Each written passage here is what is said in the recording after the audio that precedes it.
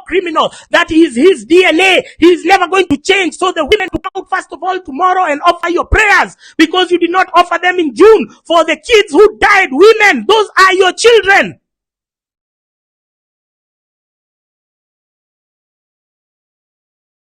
Wairimu Mokoro is doing a good job on TikTok, mobilizing women and asking you tomorrow, get out there. You're not necessarily going out for Ruto must go. You're going there to meet, to talk to the ancestors, because you have not offered your prayers, your religion. That is what women used to do. So you did not do it in June. Now is the time to right your wrongs. It's a great day tomorrow. It's a time to right our wrongs. It's a time to move forward. And we need everyone reading from the same script.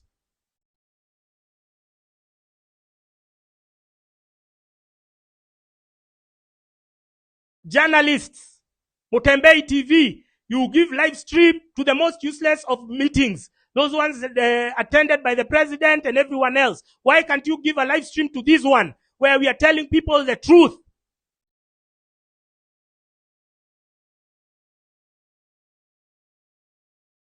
You saw yesterday the Standard headline, literally saying that abductions should go on, will go on, because speaker after speaker at the funeral of Moses Wetangula's dad was encouraging William Ruto to continue. Speaker after speaker, they were emboldening him. But it's not they were emboldening him. They are not his advisors. Those are not their brains. They were told what to say because that is William Ruto's head. He was telling them and cherry-picking them. He was telling Waluke, because I know I have something on you. I know you have a court case. You have been jailed for, 100 years. You go and speak. And he was at his mercy. He had to say what he said. Not because it is right, but for his own self-preservation.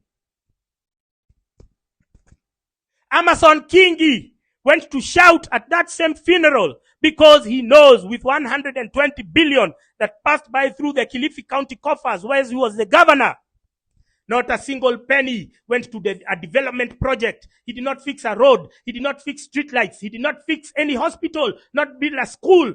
All that money he ate with prostitutes and commercial sex workers. So they had no choice but to regurgitate. Instead of telling the king that he's naked, they had no choice because they have been held back. Because if they speak otherwise, their cases will be resuscitated. So we cannot depend on them. We cannot wait for them to speak on our behalf. We have the voice. You have the platforms. We can change this shit. We can turn. We can alter the course of history for the country. We can chart a new destiny. You can step into a new light. It is possible. Tomorrow you can do it.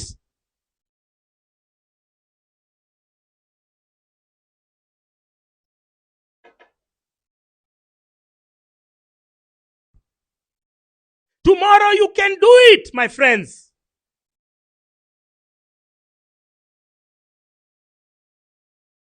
We call upon each and every Kenyan to exert your civic responsibilities and your duties.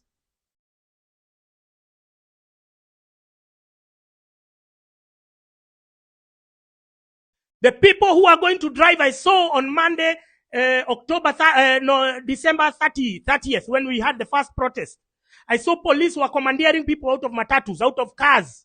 We have told you, if you don't want to face that treatment, just stay at home.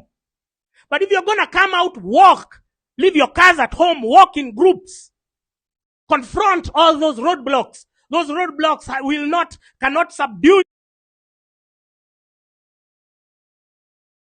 you. You go and get them. You have the mixologist who is going to make the cocktails. You have the stones. You have everything. You can only tackle them when you're walking. But if you're driving in a public service vehicle, if you're moving goods on tomorrow, and then they stop you, and then they frisk you, and then they harass you, please don't blame us. Please also don't blame us. Now, if you open tomorrow, and then you ignore us, you ignore our clarion call to hit the streets, you ignore my message to saying that tomorrow is a holiday. If you elect to open your store, then Good for you. Congratulations. Make your money. Make your paper, boo-boo. Who am I? Mimi ni nani? Gekereo. Who am I?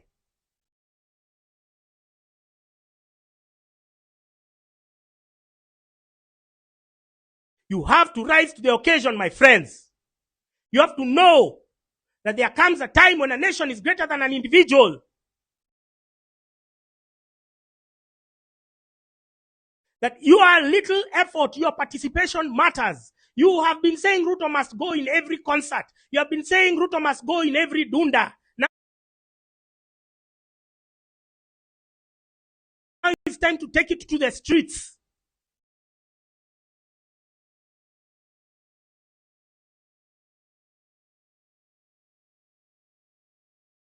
I've told you, if you live on Outer Ring Road, if you live on Githurai and whatnot, leave your cars, get on groups. If you live in Kitengela, if you live in Rongai, move in groups.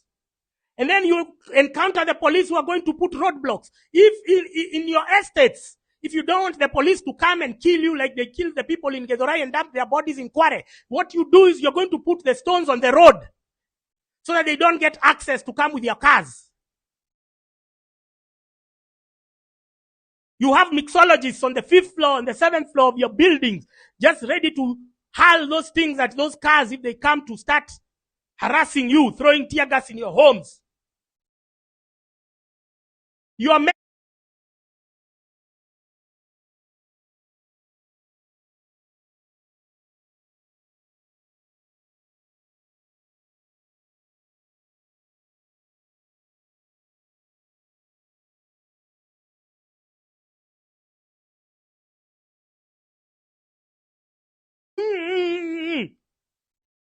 just drinking cheap liquor, which weakens you.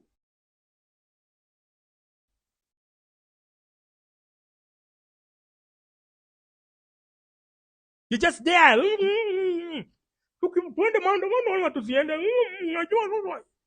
Tumekuwa ng'ombe, mnakula majani kila siku. Can't you set aside your addictions?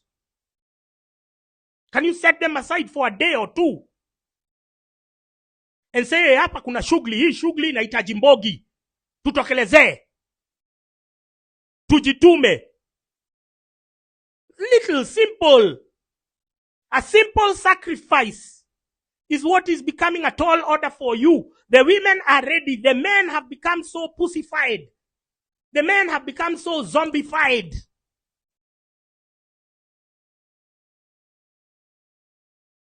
Will you just talk about his EPL? You're so mentally brainwashed, you're so mentally colonized that even you don't envisage a situation where we will be supporting our own football with good governance. We will be supporting our own teams. You're all about EPL so that you can bet. You win some coins over here, and then